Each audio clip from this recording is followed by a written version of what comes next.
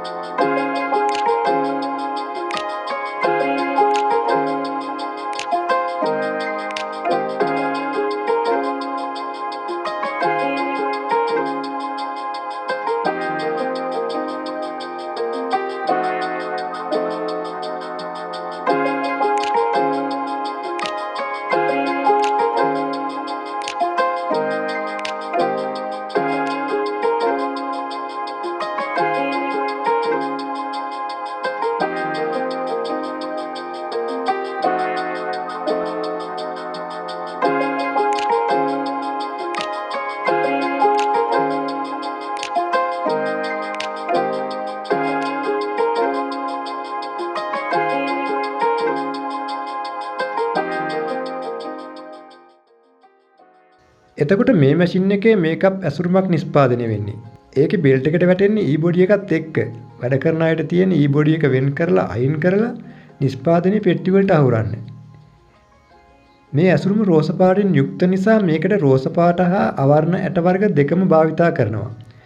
වර්ණ මිශ්‍රණය හරියට සිදු නොවීම නිසා සමහර අයිටම් වල රතු පාට ඩොට් හිටිනවා. ඒවා හොඳට චෙක් කරලා බලලා අයින් කරන්න ඕනේ.